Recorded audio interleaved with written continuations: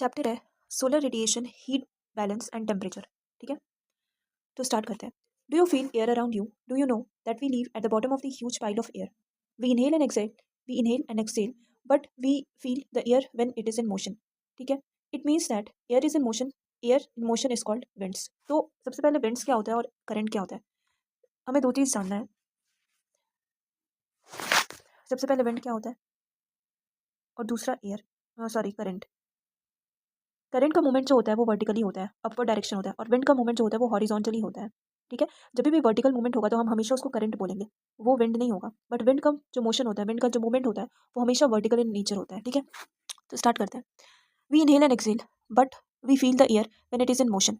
It means air is in motion is called wind. ठीक है, you have already learn about the fact that earth is surrounded by the air all around. कोई ये सब बोल पचन बातें हैं, कोई भी इंपॉर्टेंट बात होगा तो हम एक्स्ट्रा बारी रिपीट करेंगे, बट ये सब ऐसे कुछ इंपॉर्टेंट नहीं है। बट वही सब है कि इन्वेलप ऑफ गैसेस है, हमारा अर्थ जो होता है वो इन्वेलप होता है different types of the gases से। हमारा जो एटमॉस्फेयर है, this envelope of the air is atmosphere which is compose of the numerous gases. ये हम पहले के चैप्टर में भी पढ़े हैं कि हमारा जो अर्थ है वो डिफरेंट टाइप्स ऑफ गैसेस उसमें प्रेजेंट होता है, जो हमारे अर्थ के एटमॉस्फेयर को, जो हमारे अर्थ को प्रोटेक्ट करके रखता है, इन्वेलप करके रखता है। These gases support the life over the earth, for example oxygen for human beings, where as the carbon dioxide for the plant. ठीक है, the earth receive almost all of its energy from the sun. तो हमारा जो अर्थ है वो almost जितनी भी energy है वो कितना रिसीव करता है, चूंकि वो बहुत कम अमाउंट ही रिसीव होता है सन से, बहुत कम अमाउंट ही रीच कर पाता है अर्थ पे, बट वो जितनी भी एनर्जी होती है वो सन से ही लेता है। ठीक है, the earth is turn radiate back to space and the energy receive from the sun. As a result the earth neither warm up not does it cooled over a period of time. तो इसीलिए क्या होता है, stability हमारे अर्थ पे maintain रहता है, ना ही वो बहुत ज़्यादा ठंडा होता है ना ही वो बहुत ज़्यादा गर्म होता है। ठीक है, दस the amount of the heat receive by the different part of the earth is not the same. तो यहाँ पे क्या होता है, हमने पढ़ा था कि डिफरेंट लेयर्स ऑफ एटमॉस्फेयर होता है, जहाँ पे डेंसिटी होता है, जहाँ पे टेम्परेचर होता है, जहाँ पे प्रेशर होता है। तो वहाँ पे क्या होता है, यहाँ बोल रहा है कि जो भी अमाउंट रिसीव होता है वो डिफरेंट होता है। क्यों? क्योंकि हमें भी पता है कि डायरेक्ट सनरेज कभी कभी स्लैंटिंग रेज होता है, कभी डायरेक्ट सनरेज होता है। तो इसीलिए इसकी वजह से क्या होता है कि different amount of solar energy receive हो रहा होता है डिफरेंट पार्ट ऑफ द अर्थ पे। ठीक है, वो सेम नहीं होता है। This variations causes a pressure difference in the atmosphere. ठीक है, और इसी की वजह से क्या होता है, प्रेशर डिफरेंस होता है। प्रेशर होता क्या है, प्रेशर मतलब हाई प्रेशर से लो प्रेशर, प्रेशर ग्रेडियंट की वजह से एयर का मूवमेंट होता है। एयर का मूवमेंट क्यों होता है, because of the pressure gradient. Pressure gradient की वजह से एयर का मूवमेंट होता है, किस डायरेक्शन में होता है, हाई प्रेशर से लो प्रेशर के एरिया में मूवमेंट होता है। ठीक है, this variation cause a pressure difference in the atmosphere, और इसी की वजह से क्या होता है, प्रेशर डिफरेंस होता है एटमॉस्फेयर में। ठीक, and this lead to a transfer of heat from one region to the another, और इसी वजह से क्या होता है, मूवमेंट होता है, और हाई प्रेशर से लो प्रेशर की तरफ एयर जो है वो मूव करता है। This chapter explain the process of heating and cooling of the atmosphere and resulting temperature distribution over the earth surface. ठीक है, तो यहाँ पे ये एक्सप्लेन हुआ। अब आते हैं सोलर रेडिएशन। क्या होता है सोलर रेडिएशन?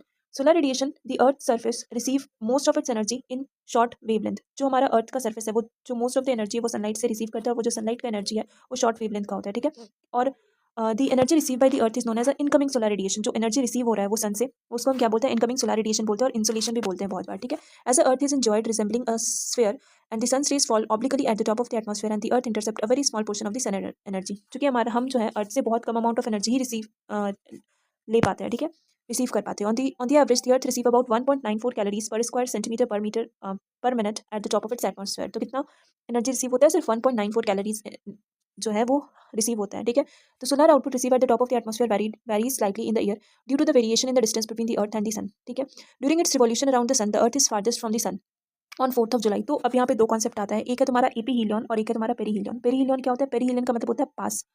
ठीक है, पास रहना, और एपीहीलियन का मतलब क्या होता है, दूर। और ये डेट और ये दोनों कॉन्सेप्ट बहुत इंपॉर्टेंट है।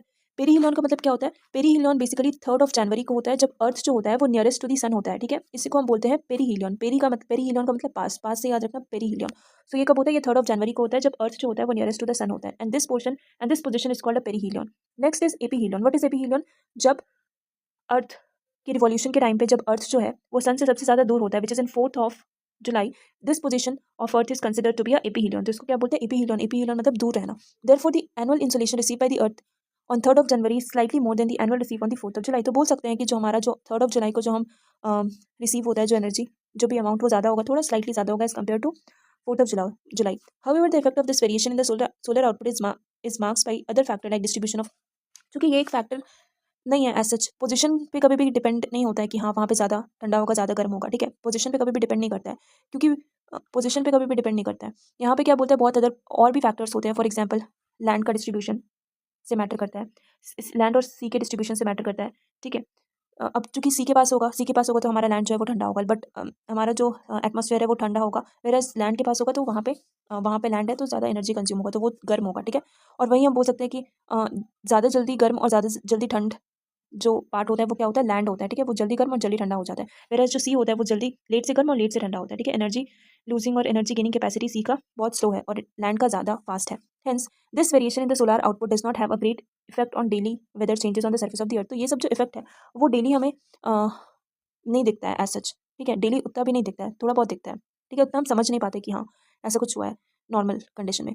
The variability of insolation at the surface, the variability of the insolation at the surface of the earth, यहाँ पे क्या बोल रहा है, the amount and the intensity of the insolation vary during a day, in a season and in a year. तो यहाँ पे क्या बोल रहा है, डे, सीजन और ईयर में जो वेरिएशन होता है, इंसोलेशन का वेरिएशन होता है डे में, सीजन में, जैसे कि हमने पढ़ा है solar solstice, winter solstice, equinox और ऑटम और स्प्रिंग में जो इक्विनॉक्स होता है वहाँ पे क्या होता है, तो वहाँ पे ये होता है कि जब डायरेक्ट सनरेज आ रहा होता है, समर सोलिस्टिस में डायरेक्ट सनरेज आ रहा होता है, ठीक है।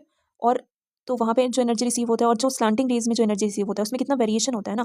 तो यही चीज़ बोल रहा है कि जो डे में चेंजेस होता है, सीजन में चेंजेस होता है, बेसिकली डे में चेंजेस क्यों होता है, रोटेशन की वजह से होता है, ठीक है। और सीजन्स में चेंजेस क्यों होता है, रिवॉल्यूशन की वजह से होता है, ठीक है। So these factor causes these variation in the insolation are, क्यों होता है ये सब चेंजेस, डेज में चेंजेस, सीजन में चेंजेस होता क्यों है, ये सब चेंजेस होता है because of the first, day में चेंजेस जो होता है वो रोटेशन ऑफ द अर्थ की वजह से होता है, खुद के रोटेशन, खुद के एक्सिस पे जो रोटेशन होता है उसकी वजह से होता है। Where the inclination of the sunrays, मतलब टिल्टेड एक्सिस पे जो हमारा सनरेज है, वो हमारा जो अर्थ है वो टिल्टेड एक्सिस पे है, ये भी एक रीजन है। और दूसरा है तुम्हारा इंक्लिनेशन ऑफ द सनरेज, और थर्ड है तुम्हारा length of the day, the transparency of the atmosphere, the configuration of the land in terms of its aspect, ठीक है। तो ये क्वेश्चन पूछा जा सकता है कि जो डे में वेरिएशन, सीजन में वेरिएशन देखा गया है उसका रीजन क्या है, क्या फैक्टर है ऐसा। तो सबसे पहला है angle of inclination, sun rays का जो एंगल ऑफ इंक्लिनेशन होता है, अगर वो डायरेक्ट रेज आ रहा होगा तो वहाँ पे ज़्यादा गर्म होगा, ठीक है। अगर वो स्लैंटिंग रेज आ रहा होगा तो वहाँ पे कम गर्म होगा, ठीक है। The rotation of the earth, rotation का मेन रीजन क्या होता है, डेज में जो चेंजेस आता है, दिन और रात होना, ये क्यों होता है, रोटेशन ऑफ द अर्थ की वजह से होता है, ठीक है। The angle of inclination on the sun rays, the length of the day, जो हमारा लेंथ होता है डे का उससे भी इंपैक्ट होता है, length of the day. Question आ जाएगा लेंथ ऑफ द डे क्या इंपैक्ट करता है सीजन और डेज में, गुमराह हो जाएंगे, पता नहीं चलेगा, याद नहीं रहेगा, वहाँ पे लगेगा अरे ये तो पढ़े नहीं थे, होता नहीं है, बट होता है। लेंथ ऑफ द डे भी एक फैक्टर है जिससे कि डेज और सीजन में चेंजेस देखा जाता है, या फिर intensity of the solar insolation जो है वो हमारे डेज में, सीजन में वैरी करता है, एक लेंथ ऑफ द डे से भी वैरी करता है, ठीक है। The transparency of the atmosphere, transparent और कितना अमाउंट ऑफ सोलर एनर्जी आ रहा है, ठीक है। ट्रांसपेरेंसी भी एक मैटर होता है। फॉर एग्जांपल ठंड के टाइम पे या फिर फॉगी इन्वायरमेंट जो होता है, और सुबह सुबह ठंड के टाइम पे विंटर का जो इन्वायरमेंट होता है वहाँ पे थोड़ी ना डायरेक्ट सोलर एनर्जी रिसीव होता है, नहीं होता है, ट्रांसपेरेंसी ऑफ द एटमॉस्फेयर नहीं है, इसलिए ये भी एक वन ऑफ द फैक्टर है जिससे हम ये बोल सकते हैं कि intensity of the solar radiation और इंसोलेशन जो होता है वो मैटर करता है। The last two however has less influence, जो लास्ट है जैसे कि ट्रांसपेरेंसी ऑफ द एटमॉस्फेयर और लेंथ ऑफ डे, वो थोड़ा कम इन्फ्लुएंस करता है, बट हमारा जो एंगल ऑफ इंक्लिनेशन है, रोटेशन ऑफ द अर्थ है, एंगल ऑफ इंक्लिनेशन है, रोटेशन ऑफ द अर्थ एक मेजर फैक्टर है, ठीक है। अब आते हैं the fact that the earth axis make an angle of 66 and half with the plane of its orbit around the sun has a greater influence of the amount of insolation received at a different latitude. The second factor that determine the amount of insolation received is the, हाँ तो first तो बता दिए कि हमारा जो slanting raise होता है, इट मीन्स अगर स्लैंटिंग रेज होगा तो वहाँ पे कम इंसोलेशन होगा, कम इफेक्ट होगा। और अगर डायरेक्ट पड़ रहा होगा, डायरेक्ट अगर इंसोलेशन आ रहा होगा, अगर यहाँ पे फॉर एग्जाम्पल यहाँ पे सूरज है, फॉर एग्जाम्पल यहाँ इक्वेटर है, यहाँ पे सूरज है, ठीक है। अगर ये डायरेक्ट आ रहा है यहाँ पे तो ज़्यादा इंपैक्ट होगा ना, बाकी इधर वाले रीजन में 60 डिग्री 90 डिग्री वाले रीजन में तो कम होगा, इसीलिए पोलर रीजन में ऐसा उतना पता नहीं चलता है, ठीक है। कम होता है, इंसोलेशन नहीं है वहाँ, ठंड होता है, ठीक है। डायरेक्ट इंसोलेशन स्लैंटिंग रेज आ रही होती है वहाँ पे, स्लैंटिंग रेज क्या बोले, बहुत मतलब कम आ रही होती है। The second factor that determine the amount of insolation, second factor क्या होता है, the angle of inclination of the rays, angle of inclination is one of the factor जिससे कि हमारे इंसोलेशन का फैक्टर है, इट मीन्स इंसोलेशन उस पर भी डिपेंड करता है। This depend on the latitude of the place, the higher the latitude the less is the angle and this make with the surface of the earth resulted in slanting sun rays. Again वही चीज बताया है इसमें, the area covered by the vertical rays is always less than the slanting rays, ठीक है। If more area is covered the energy get distributed and the net energy receive per unit area get decreases. Moreover the slanting rays are required to pass through greater depth of the atmosphere resulting in more absorption scattering and diffuse. तो यहीं पे बोल रहा है कि अगर direct rays आ रहा होगा ना, अगर डायरेक्ट रेज आ रहा है, अगर डायरेक्ट रेज आ रहा है तो वहाँ पे क्या होगा, डायरेक्ट रेज में ज़्यादा गर्मी होता है। फॉर एग्जांपल ट्रॉपिकल रीजन हो गया, इक्वेटर हो गया, वहाँ पे अगर डायरेक्ट इंसोलेशन आ रहा होता है हमें, ठीक है, तो वहाँ पे जो एटमॉस्फेयर हो गर्म है। लेकिन वहीं पोलर रीजन में देख लो, सब ट्रॉपिकल एरिया में देख लो, वहाँ पे स्लैंटिंग रेज में आ रहा है तो इंपैक्ट कम होता है, वहाँ पे उतना गर्मी नहीं होता है। The atmosphere is largely transparent to short wave solar radiation. तो यहाँ पे क्या बोल रहा है, जो हमारा एटमॉस्फेयर है वो ट्रांसपेरेंट है शॉर्ट वेव सोलर रेडिएशन के। द इनकमिंग सोलर रेडिएशन जो होता है वो passes to the atmosphere before striking the earth surface. तो इनकमिंग सोलर रेडिएशन आ तो जाता है, but within the troposphere, various other gases, for example water vapor, ozone, carbon dioxide and other gases absorb much of the near infrared radiation. तो incoming solar radiation को क्या होता है, इनकमिंग सोलर रेडिएशन को हमारा जो गैसेस है वो एब्जॉर्ब नहीं करता है, किसको एब्जॉर्ब करता है, आउटगोइंग टेरेस्ट्रियल रेडिएशन को एब्जॉर्ब करता है। तो इसलिए बोला है कि it is transparent to incoming solar radiation but it is opaque to outgoing terrestrial radiation. ये one of the most important point है जो हम पहले के चैप्टर में भी रीड किए हैं, ठीक है। Very small suspended particle in the troposphere is carried visible spectrum both to the space and towards the earth's surface. This process add a color to the sky. The red color of the rising and the setting sun and the blue color of the sky are the result of the scattering of the light within the atmosphere. तो जो light scattered होता है इसीलिए हमारा जो atmosphere है वो blue दिख रहा है, क्यों, क्योंकि ब्लू लाइट स्कैटर्ड है, ठीक है, ब्लू लाइट स्कैटर्ड है। कुछ टाइम पे हम रेड लाइट भी देखते हैं हमारे एटमॉस्फेयर में, तो रेड लाइट स्कैटरिंग की वजह से ये सब कलर दिख रहा होता है, ठीक है।